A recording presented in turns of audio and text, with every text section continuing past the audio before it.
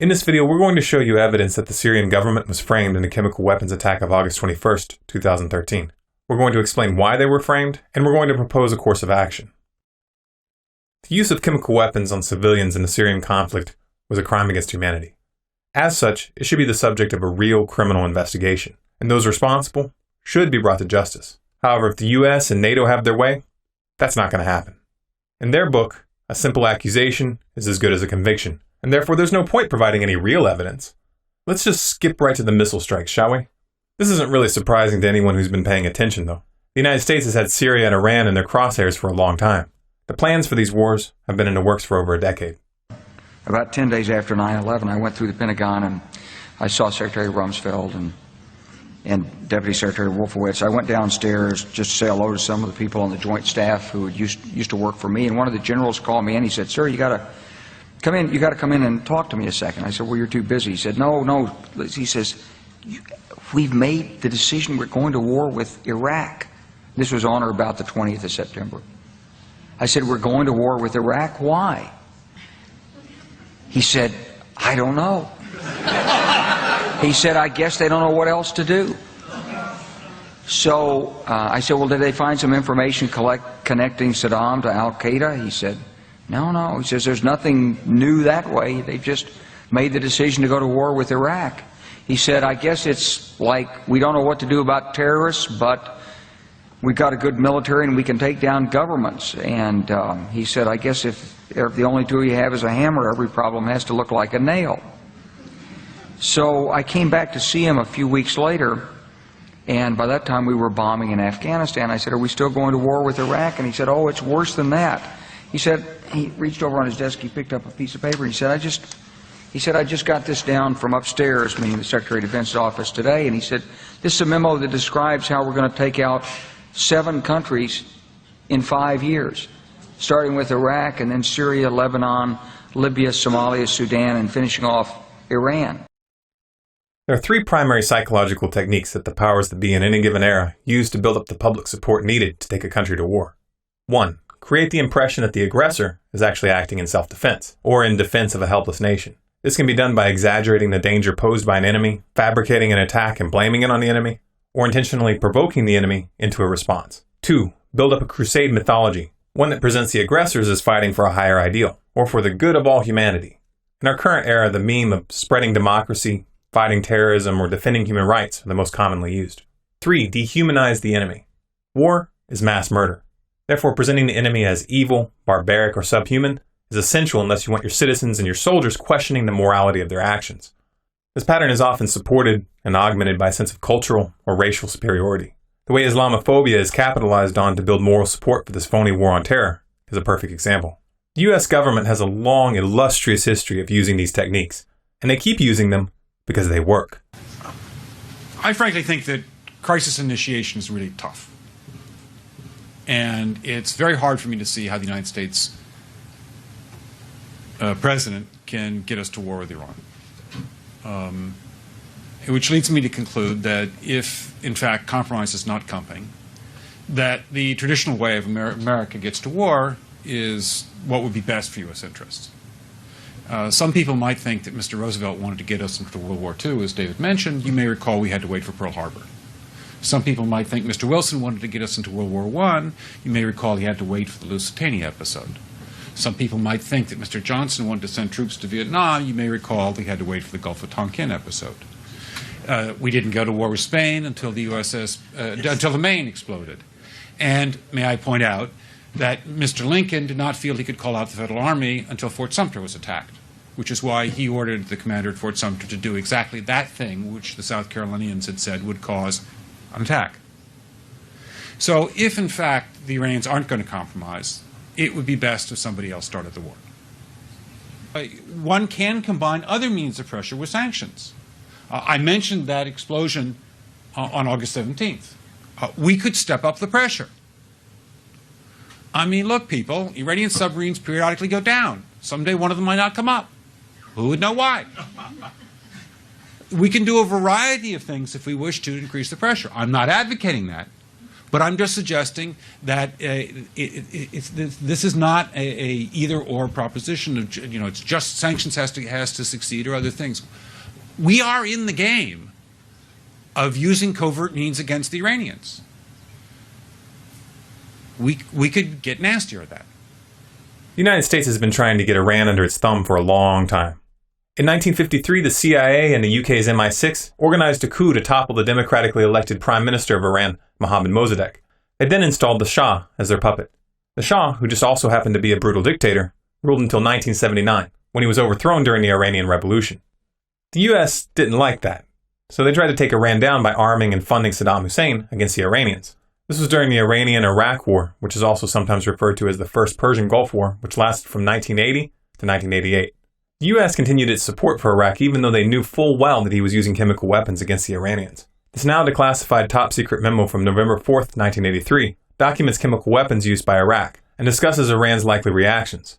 Here's a second memo written on February 24, 1984 to the Director of Central Intelligence, predicting that Iraq will use nerve agents against Iran. Note that the source of these documents is Foreign Policy magazine, which is an extremely pro-establishment publication by any standards. In spite of this, friendly diplomatic relations between the U.S. and Saddam continued. This video of Donald Rumsfeld, then Special Envoy of President Ronald Reagan, meeting with Saddam was taken on December 20, 1983, which was after the first memo. This means that those running the U.S. knew Saddam was killing people with poison gas, and they didn't care. Taking down Iran was more important to the U.S. government than protecting human rights, and it still is. Saddam failed to defeat Iran, so the U.S. switched tactics, and for a long time they tried to go after Iran directly by accusing them of building nuclear weapons in order to justify military strikes. However, this line of worn-out propaganda didn't gain any traction, largely because the U.S. government had lost most of its credibility in their trumped-up claims about Iraq's weapons of mass destruction. You can only cry wolf so many times before people start rolling their eyes. Their agenda fell apart completely when elements within the CIA and Mossad came forward stating that there was no evidence that Iran even intended to build such a weapon. Not to be deterred by little details like the truth, these chicken-hawk neocons decided to go after Syria to get to Iran. They know that Syria and Iran have a mutual defense agreement, and if NATO forces enter Syria, Iran will be drawn into the fight. And then these little deranged psychopaths in suits will get their war. We still have to maintain appearances, though. We wouldn't want people to think that this is about controlling the world's oil supply and protecting the petrodollar, would we?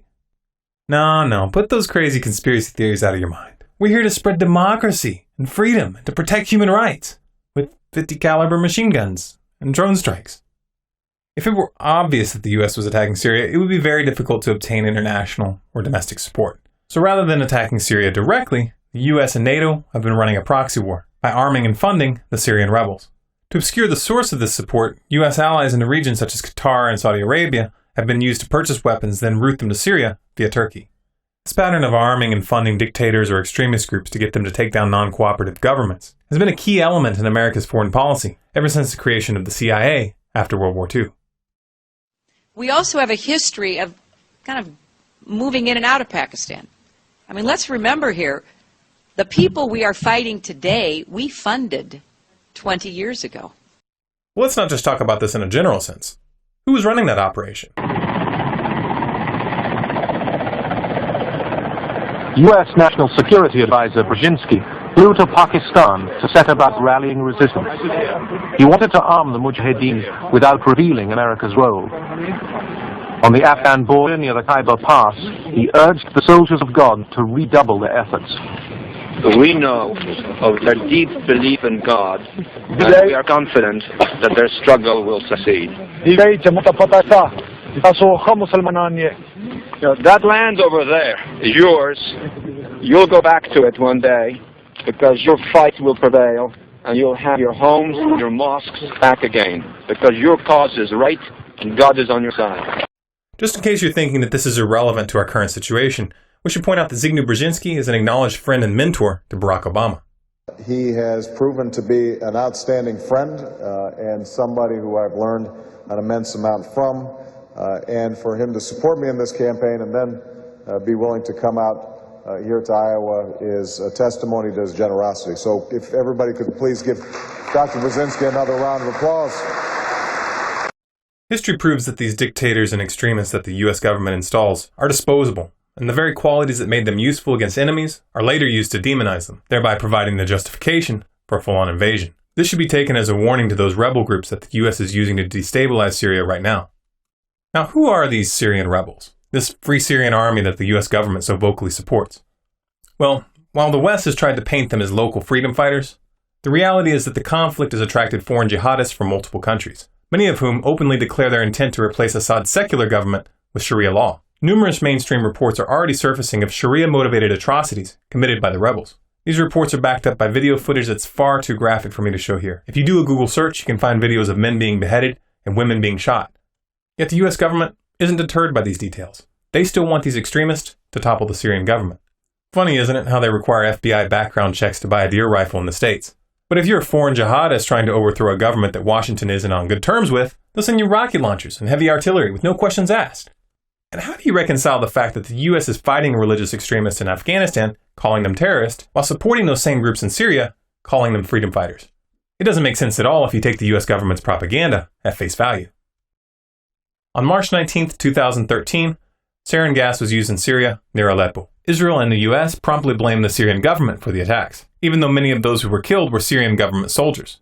Obama began talking about the event as a red line that had been crossed, and the warmongers began their saber-rattling in earnest. However, the UN insisted on investigating the issue themselves, and on May 6, 2013, UN investigator Carla Del Ponte went public stating that evidence from their investigation indicated that it was the Syrian rebels who had used the sarin gas, and that there was no indication that the Syrian government had launched any chemical attacks whatsoever. Russia's UN ambassador Vitaly Churkin agreed with Del Ponte after Russian experts visited the location where the projectile struck and took their own samples of the material from the site. Those samples were then analyzed at a Russian laboratory certified by the Organization for the Prohibition of Chemical Weapons.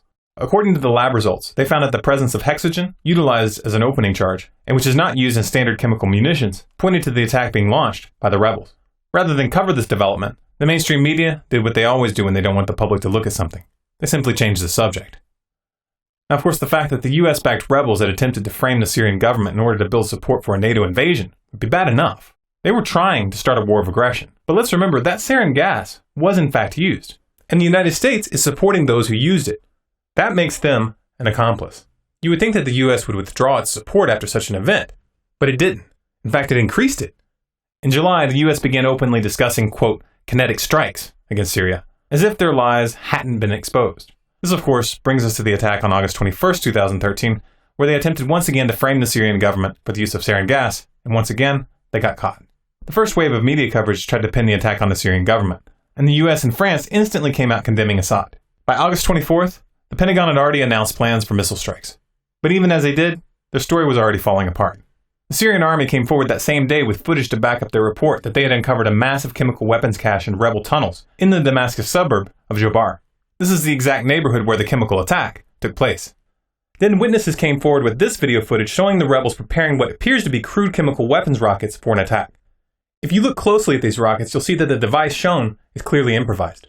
This isn't a mass-produced military-grade munition like Assad would have. This is homemade. Reuters acknowledges in this article that photos of rockets matching the description in this clip are currently being examined by experts. These experts say that the rockets in the pictures that they have are, quote, relatively basic with crude stabilizing fins. They also say that they, quote, bear a striking resemblance to devices found elsewhere in Syria in the aftermath of much smaller suspected attacks, end quote. If that's the case, and if the UN and Russia have evidence that the rebels were the ones who were behind the first chemical weapons attacks back in March, then what does that tell us? Let's put this case together as a district attorney might when deciding who to prosecute for a crime. Let's establish motive, means, opportunity, and evidence. These are the elements you need to reach a guilty verdict in a court. Who had motive? Not the Syrian government. The Syrian military has been making strong gains this past few months. They didn't need to use chemical weapons. Furthermore, they knew full well that the US and NATO were looking for any excuse to invade, so the last thing that they would want to do is give them that excuse. The rebels, on the other hand, do have motive, since they knew that they could count on the Western media to spin the story in their favor. And that's exactly what's happened. But did the rebels have the means and the opportunity? Actually, yes, they did. On May 31, 2013, security forces in Turkey found a 2-kilogram cylinder filled with sarin gas after searching the homes of Syrian militants. On July 7th, the Syrian army went public about a chemical lab that they had found belonging to rebels in the city of Banias. In terms of evidence, everything that has been released to the public so far points to the rebels being behind the attack. If the US government has any real evidence to support their side of the story, why don't they produce it? The so-called intel document that they released on August 30th to justify their position doesn't contain any evidence at all. It's just a statement of opinion. They're talking about bombing a nation, taking us into a war that will most likely spin out of control, drawing in Iran, Russia, and China, just based on their word. Both Russia and China have openly sided with Syria and Iran, and Russia has warned that thermonuclear war could result if the US continues down this path. We're talking about World War III here. This is not a game, people. This is by far the most dangerous crossroads we have ever come to in living history. If we let these psychopaths continue taking us down this path, the consequences are too horrific to even contemplate. We've been trying to warn people where we're headed and trying to show you that there's no political solution that will turn the US government around. Voting the bums out is not going to work. The people are going to have to take the power that they've handed over to these madmen back, directly. The first stage of the revolution is the ideological revolution. That means that our first job is to wake people up. To achieve this, we must build networks of awareness. It's time to connect the activist groups, the Facebook pages, the bloggers, the alternative media. It's time to build lines of communication that cross these artificial borders of left and right. It's time to find that common ground, that unifying idea that will enable us to face our common enemy, and which will lay the framework for what comes next. We must reach a critical mass of awakening, because that's when these networks of awareness become networks of resistance. Our network must reach into every aspect of society, especially the police and military. The police and military are the enforcement arm of this mafia. Without them, the powers that be have no power at all. We must show them that they're being tricked, that they are not being sent to fight for freedom. Nor do the American people or the Syrian people want this war. Only 9% of the US population support strikes against Syria. 91% oppose it. Who wants this war? A handful of narcissistic psychopaths and useful idiots. You really want to bleed for them? History will remember the real heroes of this crisis as being the ones that had the courage to face this corrupt chain of command and say, no, I will not comply. Some are already making this stand. Don't leave them standing alone. If you want to understand the real reason we're being taken into these wars, please watch The Road to World War III, a video that we released last year predicting the precise chain of events that we're seeing unfold right now. You want to do something to stop this? Watch Revolution and Instruction Manual and put those instructions into action. Then visit the Get Involved section on our website for more information. For more videos like this, subscribe to Storm Clouds Gathering on YouTube. For updates, bonus content, and to influence future videos, follow us on Facebook at facebook.com/stormcloudsgathering. Our Twitter handle is Collapse Updates, and our website is stormcloudsgathering.com.